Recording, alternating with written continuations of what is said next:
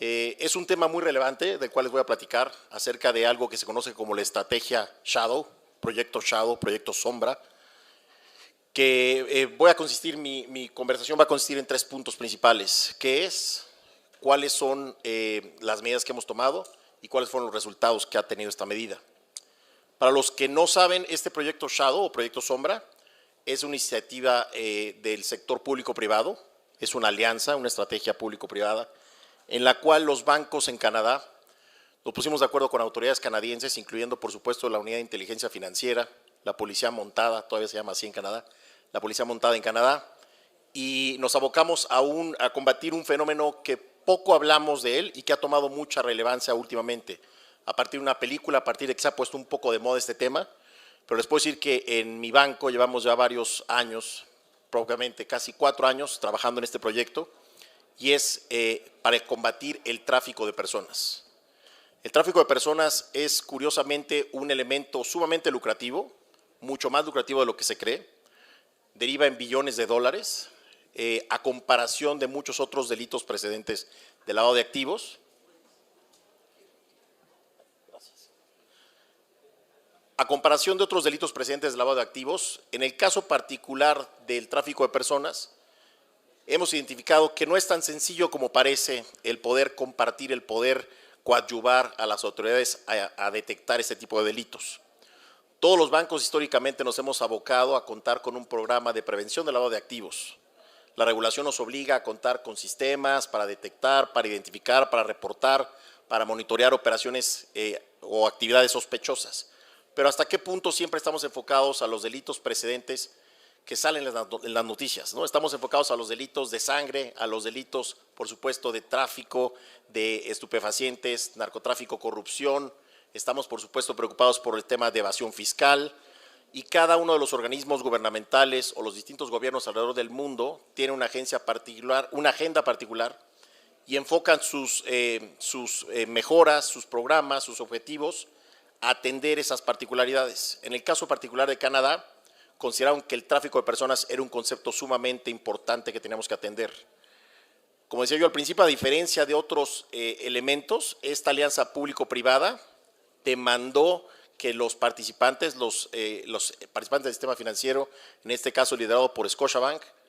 pudiéramos compartir información en tiempo real, pudiéramos hacer a un lado las barreras en materia de compartir información, las barreras en materia de secreto bancario, las barreras en función de cómo se reporta una operación, y para ello se tuvo que trabajar muy de la mano con las autoridades del lado gubernamental. ¿Qué significó esto? Que en lugar de normalmente monitorear una operación,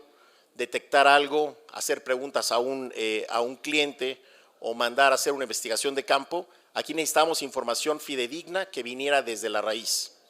Y ha dado un resultado muy importante, porque a diferencia del lavado de dinero vinculado con actividades de evasión fiscal o de narcotráfico,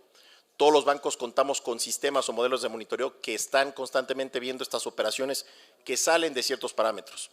Y cuando hacemos la investigación de esas operaciones que salen de ciertos parámetros, es cuando a veces identificamos de qué delito precedente estamos hablando. A veces nos encontramos que se trata de un tráfico, por ejemplo, de productos ilegales o de exportación ilegal de productos, a veces vemos que es contrabando, a veces vemos que es evasión fiscal, pero cuando estábamos tratando de identificar cuáles serían los casos vinculados con el tráfico de personas, nos encontramos con una variedad de situaciones. Y es por eso que empezamos a pensar en qué problema estábamos resolviendo. Estábamos resolviendo, por un lado, el tráfico de personas, cuando estamos diciendo no solamente el tráfico de migrantes, sino el tráfico de personas con fines de esclavitud. Aunque no lo crean, en esta época, en el 2023, sigue existiendo la esclavitud. Personas que son transportadas de un país a otro, de un continente a otro, para ser esclavos en construcción, en minería ilegal y en otros aspectos conexos. Y también, por otro lado, prostitución. Previamente hablamos de ese famoso turismo sexual, el contrabando de personas con fines de explotación sexual, pero ahora vamos a una parte más diabólica y yo diría aberrante, como ustedes dicen, la más berraca de estas partes. La explotación sexual de menores, la pornografía infantil. Cuando empezamos a identificar cómo podríamos como banco ayudar a las autoridades para identificar este flagelo, fue sumamente complicado, porque nuestros sistemas tradicionales, incluyendo los más avanzados en materia de inteligencia artificial, no detectaban qué casos particulares estábamos hablando de un tráfico de personas. Para darles una idea, hay personas que hoy en día pagan $200 con tal de ver en vivo a una persona teniendo sexo con un menor de 4 años de edad. Entonces, cuando eso sucede en línea, no se realiza mediante el pago con fines, digamos, con producto de dinero ilícito. Se realiza perfectamente con una tarjeta de crédito, se realiza con una transferencia internacional, se realiza con una remesa. Cuando ese dinero es transferido a una persona en Asia o en Europa, en donde se cometen este tipo de delitos, y esa persona tiene el valor de prender una grabadora, una video o una cámara y ponerlo en una dirección IP y empezarse a grabar teniendo sexo con un hijo o con un menor de 4 años de edad, ¿se imaginan? A cambio de una contraprestación, es cuando se da uno cuenta de la gravedad del asunto. Y ahí empezamos a detectar, bueno, ¿cómo detectaríamos una persona que cobre ese dinero? Imagínense, porque ¿qué vería yo de un lado de la moneda? Yo vería una transferencia, vamos a llamar una remesa, de $200. Los que sean aquí oficiales de cumplimiento dirían que no sería ni siquiera inusual, ni siquiera monitorearíamos un solo pago de $200, sería completamente irrelevante. Entonces fue cuando se nos ocurrió hacer una alianza público-privada, trabajando desde la trinchera, desde el field, desde el campo, con la inteligencia que la policía tiene de cómo se cometen estos delitos y agregando un factor sumamente crítico que fue las víctimas de estos delitos. A partir de las conversaciones que tuvimos con las víctimas de este tipo de flagelo, fue que identificamos cómo eran capturadas, cómo eran transportadas, en qué lugares de Canadá o en qué ciudades especialmente las reclutaban, cómo eran reclutadas y después cómo esas personas recibían un pago, una contraprestación, en qué lugares vivían. Y así empezamos a generar, yo diría, patrones, no de comportamiento inusual, pero para darles una idea, personas, tuvimos que, imagínense, les voy a explicar en qué consistió, buscar personas del sexo masculino, entre 25 y 35 años de edad, en una zona particular que la policía nos había dicho que ahí operaba un ring, que se llama, una red de prostitución o de explotación sexual de menores. Buscar a estas personas primero a nivel del profile, a través de su edad, el tipo de la utilización de los productos y servicios que tenían, es decir, para qué utilizaban su tarjeta de crédito. La utilizaban para el pago de hoteles en vías de acceso, en caminos, hoteles de paso. Las utilizaban para pagar alcohol, y digamos, hacer cargos por alimentos y principalmente sustancias alcohólicas por la noche, queden después introducidas al hotel en donde estaban, y en ese hotel es en donde las personas llegaban y tenían sexo con los menores. ¿Cómo cobraban ese sexo? Lo cobraban a través de la utilización de una terminal punto de venta. Hoy en día cualquier persona se puede meter a un sinnúmero de páginas que hay en la red y puedes pedir un pequeño cuadrito que puedes utilizar y te puedes dar de alta como taxista, te puedes dar de alta como profesor de inglés, te puedes dar de alta como profesor de natación, puedes cobrar incluso el arreglar las uñas, el cortar el cabello, el ser un sastre, lo que ustedes quieran y manden. Entonces, cuando yo viera que una persona tiene un pago constante, otra vez volviendo a buscar la inusualidad, de $200 o de $150, no me generaría ninguna alerta cuando yo detectara que una persona que está dado de alta como, vamos a poner, salón de belleza, y cobrara $50 y veo que solo son cargos de tarjeta de crédito, que en su terminal llegan 50, salvo que esa persona hiciera 1000 servicios de salón de belleza, entonces me saliera como alguien completamente inusual en comparación del resto de los usuarios similares, nunca hubiera detectado que esa persona realmente lo que ofreciera era servicios sexuales. Entonces, cuando tuvimos esta información de las víctimas, cuando trabajamos con la policía y empezamos a identificar qué zonas estaban, empezamos a utilizar las cámaras de los cajeros automáticos, a identificar las caras de las personas que iban, sacaban el dinero y después, en conjunto con estas tiendas vendedoras de alcohol, por ejemplo, veíamos que la persona después de sacar el dinero se metía a la tienda de alcohol, después tuvimos que trabajar por supuesto con los hoteles para que también compartieran información desde sus cámaras que esa persona después de comprar el alcohol entraba a un cuarto de hotel y una vez que estaba en el cuarto de hotel se apareció una persona en una camioneta y bajaba con 5 o 6 niños. Y es como sabíamos que en ese lugar se estaba llevando a cabo una actividad ilícita. Entonces fue un trabajo conjunto muy detallado porque si pensamos otra vez en el concepto normal o racional de prevención del lavado de activos, siempre estamos pensando en ver una tipología. Y la tipología aquí sería una persona arriba de 35 años que saque dinero de un cajero automático por la noche, que compre alcohol, que pague un hotel. A lo mejor conocemos miles de amigos que se la viven en la fiesta y que tienen ese perfil y no necesariamente son explotadores sexuales de personas, ¿no? Aquí estamos hablando, imagínense, de un dentista, de una persona profesional que tiene el gusto, el muy desagradable gusto de pagar esa cantidad por abusar de un niño. Cuando empezamos a detectar esto, también hicimos un proyecto conjunto que se llama Project Protect, que ahora busca integrar a las víctimas hacia la economía, integrarlas a la sociedad. Obviamente esto tiene un apoyo muy grande por parte de las organizaciones no gubernamentales. Se han identificado muchos grupos que llegan a nosotros a ofrecer su respaldo, su apoyo.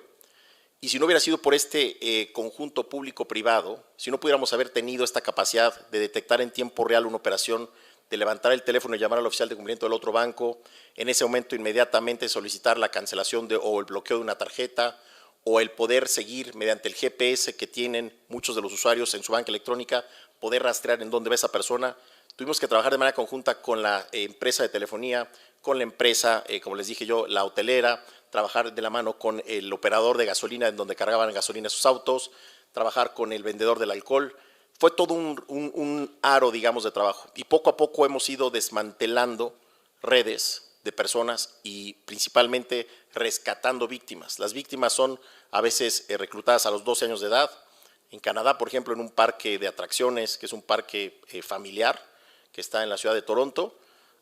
se detectaron ya operadores que se acercan ahí, que se acercan a las jóvenes digamos, de 12, 14 años, que están con los padres, las dejan ahí para que se diviertan en el parque de diversiones. Llegan, se acercan a ellas, a veces se presentan como influencers, a veces se presentan como que tienen capacidad de volverlas famosas, la gente empieza a intercambiar su Snapchat, empieza a intercambiar sus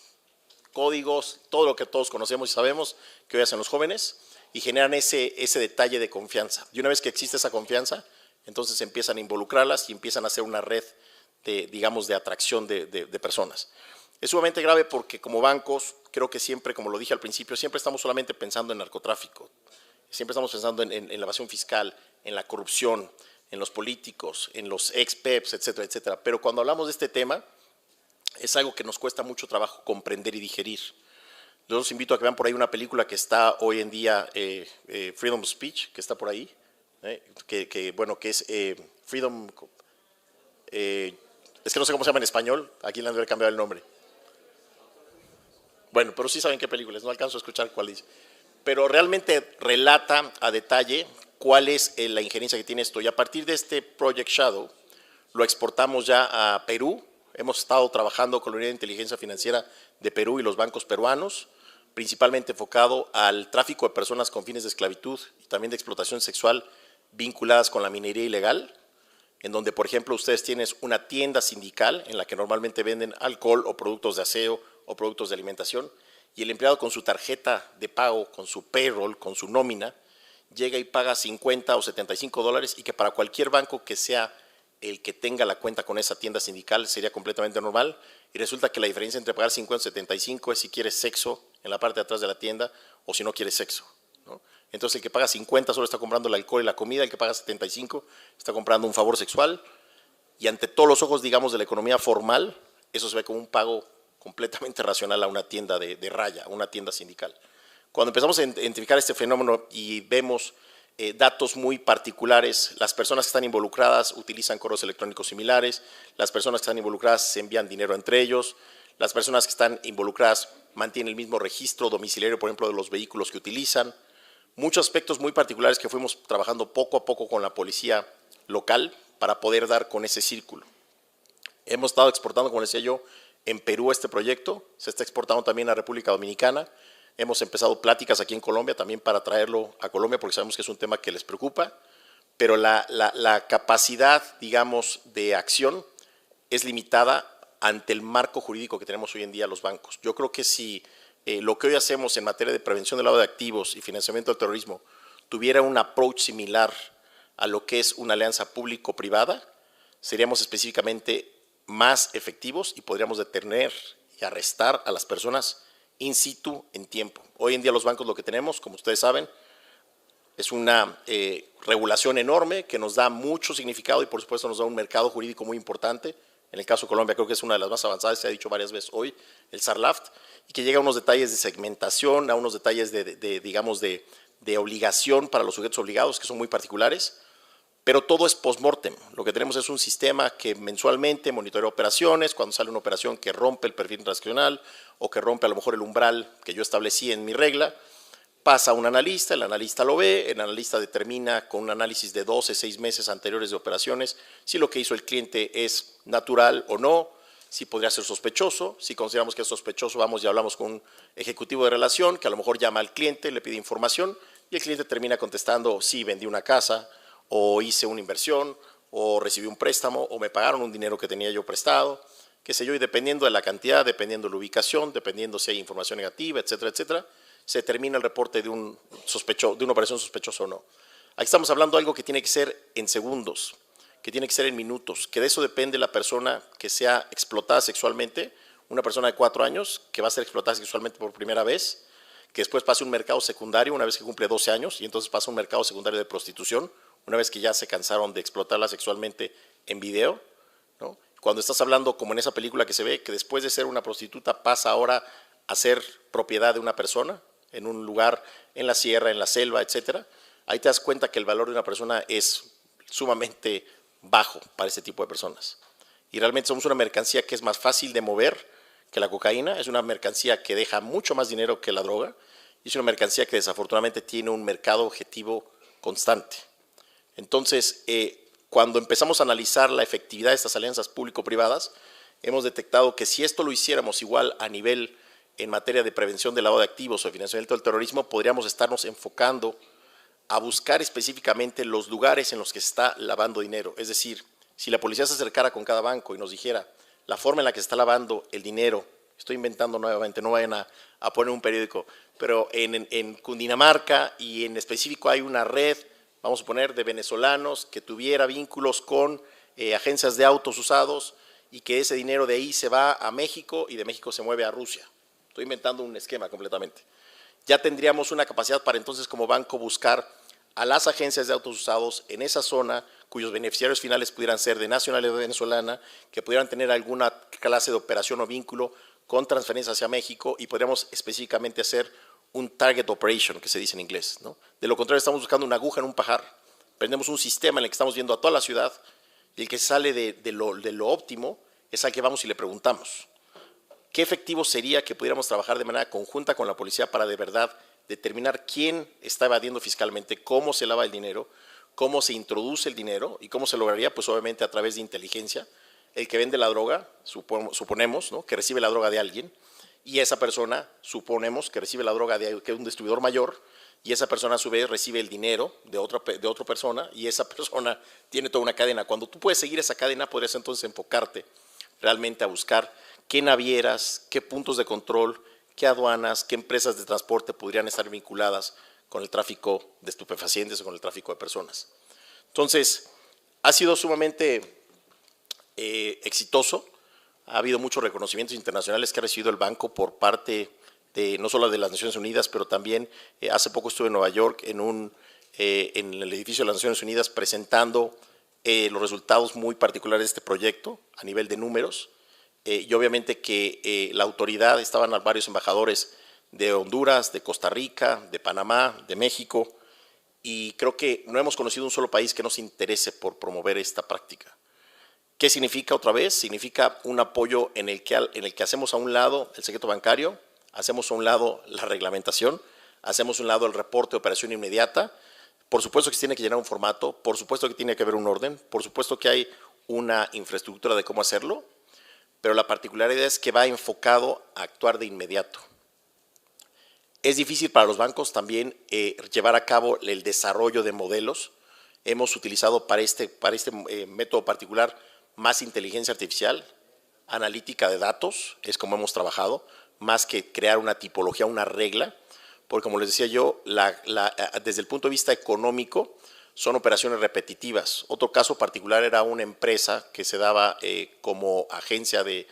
como una escuela de idiomas que te permite dar una visa de estudiante a los extranjeros, y realmente lo que hacía era reclutar prostitutas. Entonces, ¿qué hacías? Tú pagabas tu anualidad, ¿no?, por estudiante, recibías los papeles necesarios para pedir una visa de estudiante, te presentabas en el país a estudiar inglés, español, lo que fueras a estudiar, y pues esa persona lo único que hacía es que una vez que llegaba a la escuela, pues no había ninguna escuela, realmente la escuela era una fachada que te cobraba $5,000 por conseguirte la visa, y una vez que tenías la visa de estudiante se metían a trabajar de prostitutas, ¿no? Y como banco, pues tú, ¿qué pasa? Que tú puedes ir a visitar el lugar, vas a ver un edificio, vas a ver un lugar con un asistente, vas a ver una recepción, vas a ver un letrero que dice Escuela de Idiomas tal, y tú vas a ver a nivel transaccional el depósito de $5,000 que son consistentes con el tuition o con la, perdón por mis términos anglosajones, pero llevo muchos años viviendo en Estados Unidos, pero vas a ver ahí la colegiatura, ¿no? El pago de la educación, que eso es consistente, $5,000. Vas a ver el supuesto pago a 7 profesores, que no son más que los líderes de la red de prostitución, los que colectan a las mujeres y los que las consiguen. Y lo que ves, pues, que son pagos que llegan por remesa, por transacción, con tarjeta de crédito o por vía un wire por $5,000. Y supuestamente, pues bueno, es para pagar 6 meses de colegio, ¿no? Y teníamos que estar los bancos prácticamente vigilando ese edificio, teníamos que estar por las noches viendo si alguien entra o no a estudiar, teníamos que meternos un salón para ver cuántos estudiantes están realmente estudiando, pedir los exámenes, es un nivel de diligencia que no existe. Ahí caemos en lo absurdo hasta qué puede hacer un banco para conocer a sus clientes, porque puede estar registrado, puede estar autorizado por una autoridad a lo mejor del Ministerio de Educación en este país que sucedió, y sin embargo, pues bueno, la escuela realmente no operaba, eso es lo que hacía. Entonces, ¿cómo pudimos saber eso? Hasta que no hablamos con una de las víctimas y preguntamos cómo fue que te reclutaron, cómo fue que llegaste a este país y te explica el camino, es cuando empiezas a identificar que puede suceder eso. Después, ¿qué hicimos? Pues bueno, nos pusimos en ese país a ver todas las escuelas de idiomas. Curiosamente encontramos varias escuelas de idiomas que operaban similarmente, que tampoco tenían mucha presencia en medios, que tampoco tenían mucha presencia de maestros. Y pues cuando ya hacemos un poco más de análisis junto con la policía y se paran en ese lugar a ver cuántos estudiantes entran, se dan cuenta que no llegan estudiantes, que está el edificio vacío, que hay ahí unas oficinas con 3 personas dando informes, y pues obviamente cuando una persona se presentaba normal y natural a pedir informes sin saber de qué se trataba la escuela te decía que ya no había cupo, que ya estaban llenos, ¿no? Y que te podías apuntar en una lista de espera, pues porque no querían que una ama de casa o un profesionista tomara clases de idiomas, no había clases. Entonces, son ejemplos muy burdos, muy drásticos, pero que nos pueden suceder a todos y que creo que representan un poco la importancia de qué significa el tráfico de personas. Y creo que es muy desafortunado que en general los gobiernos le hemos perdido un poco la importancia porque estamos más abocados a los temas vinculados con narcotráfico, a los temas con terrorismo, a los temas que son más notorios y que salen en las noticias todos los días. Pero cuando hablamos de tráfico de personas, sí les diría que piensen todos los que sean padres de familia, todos los que tengan un hermano menor de 12 años, imagínense pensar que ustedes pudieran cobrar dinero por abusar de sus hijos vía web, que también implicó, por supuesto, compartir información de direcciones IP, analizar el dark web, analizar en dónde estaban, por ejemplo, tiendas que supuestamente vendían mascotas. Tú te metes en una tienda en la cual venden supuestamente cachorros de perros. Tú puedes ver todos los cachorros de perros y todos dicen vendido, vendido, vendido, vendido. Hay una parte en la que dice búsqueda. En la búsqueda tú pones un perrito en particular y entonces te abre otro catálogo que va enfocado a que compres un acceso para ver a un niño teniendo sexo en vivo.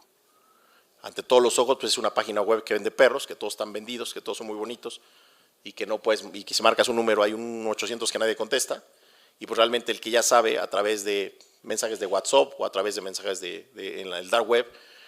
te dicen que en la búsqueda pongas Maltés 25 y entonces te sale otro perro completamente diferente, ¿no? Que no es un perro y que obviamente ahí puedes dar clic, pagas tus $20 con tu tarjeta o pagas $200, dependiendo de lo que estés comprando, y en automático te hacen un cargo de tu tarjeta que va a salir completamente normal, que va a decir Puppies, ¿no? Puppies, beautiful puppies for you. Y tu esposa no te va a decir nada porque va a parecer que viste o buscaste un perrito y si te pregunta dices que diste el depósito para un perrito que quieres comprar, ¿no? Y que dice $50 y que te robaron y realmente lo que el tipo compró fue un video de un niño teniendo sexo con un adulto, ¿no? Entonces es sumamente drástico, aberrante y es muy complicado para los bancos. Entonces es el mensaje que les queremos traer el día de hoy. Muy bien, pues bueno, creo que con eso damos por terminada esta participación. Espero que les haya sido de su agrado y quedo a sus órdenes para cualquier pregunta que voy a estar. Muchas gracias.